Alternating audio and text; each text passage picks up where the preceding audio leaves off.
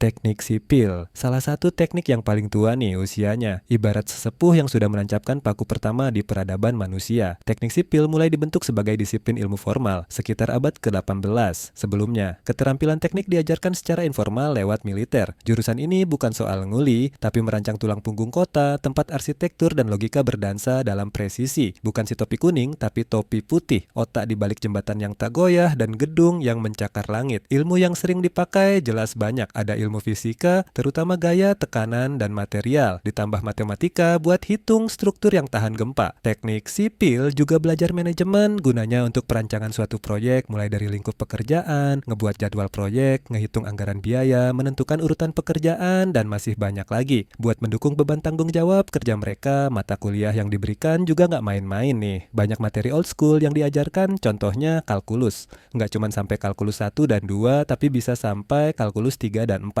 Selain itu, ada juga mekanika struktur, ilmu tanah, sampai manajemen perencanaan, dan masih banyak lagi di setiap semesternya. Kalau kalian masuk jurusan ini dan berhasil lulus, kalian bisa kerja sebagai site engineer, konsultan konstruksi, atau kerja di proyek-proyek jalan tol, bendungan, sampai ibu kota baru. Teknik mesin. Kalau teknik sipil adalah arsitek peradaban, maka teknik mesin adalah penggerak peradaban. Mereka adalah orang-orang di balik putaran roda, gerakan piston, dan suara khas pabrik yang tidak pernah tidur. Jurusan ini ngulik soal bagaimana energi bisa berubah menjadi gerak efisien mungkin. Seringkali ini bukan dianggap sekadar jurusan, tapi komunitas. Teknik mesin sangat terkenal karena M-solvernya, sebuah istilah untuk solidaritas mereka yang luar biasa. Lingkungannya dikenal keras, tapi juga paling solid. Kalau ada pertandingan futsal atau basket antar jurusan, teknik mesin sudah jadi langganan angkat piala. Bahasa universal mereka adalah gambar teknik.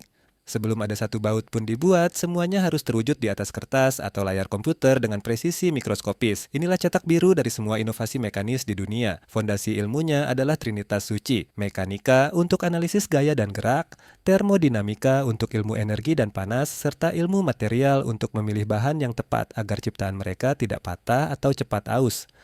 Lulusan teknik mesin sangat dicari karena keahliannya yang fundamental. Mereka bisa bekerja di industri otomotif, sektor energi, industri dirgantara, bahkan merancang alat medis canggih seperti kaki palsu robotik. Jadi, saat kamu menyalakan AC, naik motor, atau melihat robot di pabrik, di balik semua, itu ada perhitungan, desain, dan karya nyata dari seorang insinyur mesin. Teknik elektro bukan soal jadi tukang servis TV atau benerin kabel putus. Teknik elektro adalah tentang menjinakkan kekuatan paling magis di alam semesta, yaitu listrik. Mereka adalah pawangnya dunia gaib modern, mulai dari sinyal sampai frekuensi. Kalau teknik sipil membangun raga kota, merekalah yang membangun sistem sarafnya. Jurusan ini terbagi jadi dua aliran utama. Pertama, arus kuat, power, para dewa petir yang mengurus listrik skala raksasa, dari pembangkit, jaringan sutet, hingga listrik aman dicolokkan rumahmu. Kedua, arus lemah, elektronika, and telekomunikasi. Sang arsitek dunia digital yang menjadi otak di balik smartphone, sinyal wifi, dan sistem kendali robot. Ilmu dasarnya adalah fisika elektromagnetik yang abstraknya minta ampun, dipadu matematika tingkat dewa untuk menaklukkan persamaan sinyal dan gelombang yang rumit. Di kampus, mereka bertarung dengan mata kuliah kitab suci, rangkaian elektrik, medan elektromagnetik yang gaib, elektronika digital, sistem kontrol, dan sistem telekomunikasi. Semua ini adalah fondasi untuk menciptakan teknologi canggih. Prospek kerjanya luas. Lulusan arus kuat bisa bekerja di PLN atau perusahaan pembangkit listrik. Jalur arus lemah pintunya lebih banyak. Jadi ahli telekomunikasi di provider seluler, perancang chip di industri elektronik, atau otak sistem robotik di manufaktur. Intinya, setiap kali kamu ngecharge HP, nonton TV, atau scrolling media sosial, ada jejak kerja keras dan pemikiran seorang insinyur elektro di baliknya. Teknik kimia. Jangan bayangkan isinya cuma bermain tabung reaksi di lab. Teknik kimia bukan sekadar ahli kimia, mereka adalah penyihir di dunia industri yang mengubah resep skala kecil jadi produksi raksasa. Bedanya dengan kimia murni adalah skala. Jika ahli kimia menemukan resep di laboratorium, insinyur kimia yang merancang dapur raksasa untuk membuat produk itu sebanyak satu stadion secara efisien, aman, dan menguntungkan. Mereka adalah jembatan antara sains dan manufaktur. Fokus pada bagaimana sebuah proses berjalan di skala besar. Jadi bayangannya bukan cuma jas lab putih, tapi juga helm project di tengah hutan pipa dan reaktor segede rumah. Mata kuliahnya sangat menantang, seperti azas teknik kimia, kinetika reaksi, hingga puncaknya, yaitu perancangan pabrik. Di sini mereka ditantang untuk merancang sebuah pabrik utuh dari nol, lengkap dengan analisis ekonominya. Lulusannya seperti bunglon dunia teknik bisa masuk ke hampir semua industri. Mereka ada di balik proses pengolahan migas, pembuatan skincare, mie instan, hingga obat-obatan. Karirnya bisa sebagai proses engineer R&D atau konsultan manufaktur. Intinya, dari bensin di motormu hingga sampo yang kamu pakai, ada sentuhan rekayasa proses dari seorang insinyur kimia di dalamnya.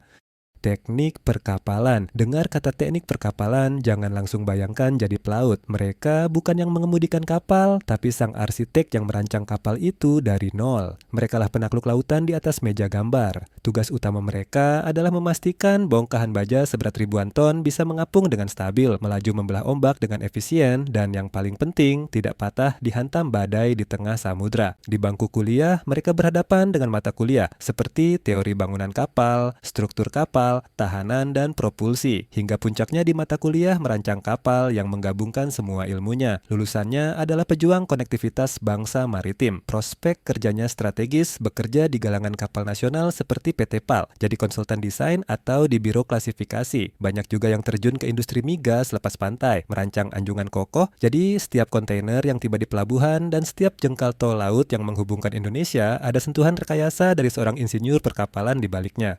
Teknik informatika. Lupakan bayangan soal jago install, ulang Windows, atau bisa ngehack. Teknik informatika bukan tentang itu. Mereka adalah arsitek sejati dunia digital yang mengubah ide-ide abstrak menjadi kenyataan virtual untuk kita gunakan sehari-hari. Kalau insinyur lain membangun di dunia nyata, mereka membangun aplikasi, website, dan sistem cerdas di dunia maya. Senjata utama mereka bukanlah beton atau mesin, tapi logika dan algoritma. Algoritma itu ibarat resep detail untuk komputer. Mereka menuliskannya dalam bahasa pemrograman untuk menciptakan apapun, mulai dari aplikasi ojek online, game, sampai kecerdasan buatan. Di kampus, mereka akan menguasai pilar penting seperti algoritma dan pemrograman, struktur data, basis data, dan jaringan komputer. Ini jadi modal wajib untuk membangun sistem kompleks seperti kecerdasan buatan atau keamanan cyber.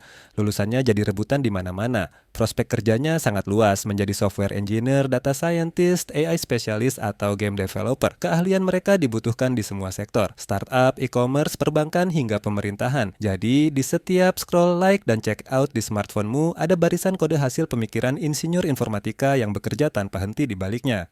Teknik metalurgi. Lupakan bayangan soal pandai besi menempa pedang. Insinyur metalurgi adalah chef material di dunia modern. Mereka tidak hanya membentuk logam, tapi merancang resep rahasianya dari level atom untuk menciptakan material super. Ada dua dunia utama yang mereka geluti. Pertama, metalurgi ekstraksi, yaitu menyulap biji mentah dari perut bumi menjadi logam murni. Kedua, metalurgi fisik, di mana mereka memasak logam murni itu dengan perlakuan panas untuk menciptakan ribuan jenis material baru. Tujuannya adalah menciptakan material yang paling pas untuk fungsinya. Ilmu sakral mereka adalah diagram fasa, sebuah peta untuk meracik logam. Di kampus, mereka bergelut dengan mata kuliah seperti termodinamika material dan proses ekstraksi. Ada juga ilmu kegagalan material yang menjadikan mereka seperti detektif saat sebuah komponen logam rusak. Lulusannya adalah tulang punggung industri dasar. Mereka dicari di industri tambang raksasa, pabrik baja, hingga manufaktur otomotif dan dirgantara. Banyak juga yang menjadi konsultan analisis kegagalan. Intinya, dari sendok di tanganmu, rangka motormu, hingga bodi smartphone, semuanya adalah hasil racikan presisi dari seorang insinyur metalurgi.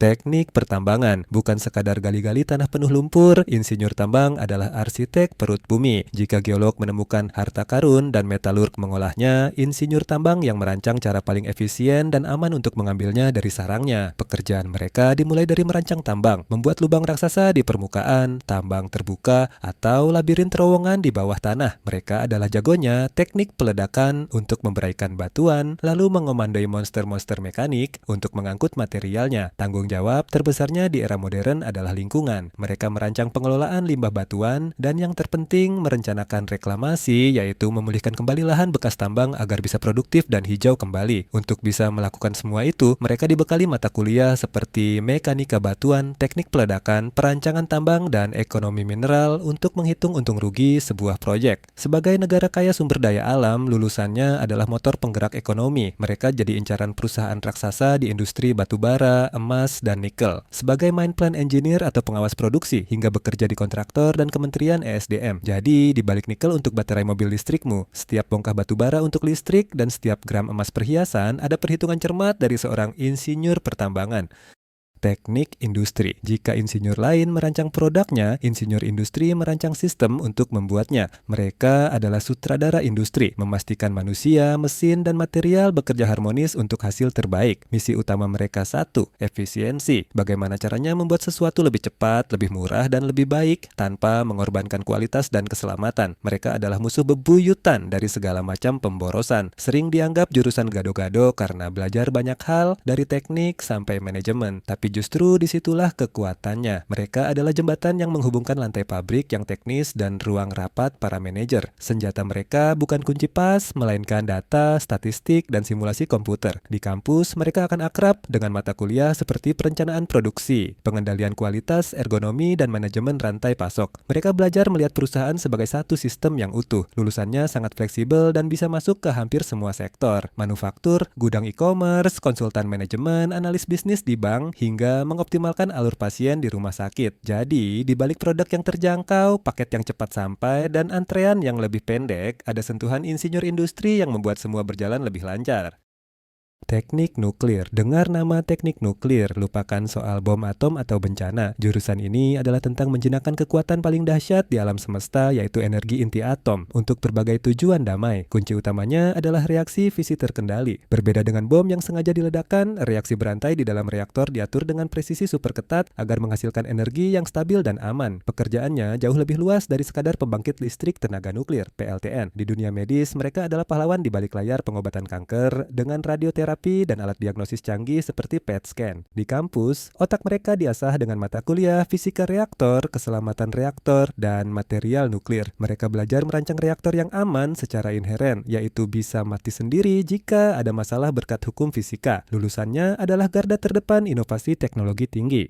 Prospek kerjanya spesifik, menjadi peneliti di BRIN, wasit keamanan di Bapeten, atau fisikawan medis di rumah sakit. Jadi, di balik alat medis yang menyelamatkan nyawa dan berbagai inovasi lainnya, ada peran penting dari seorang insinyur nuklir yang bekerja dalam sunyi.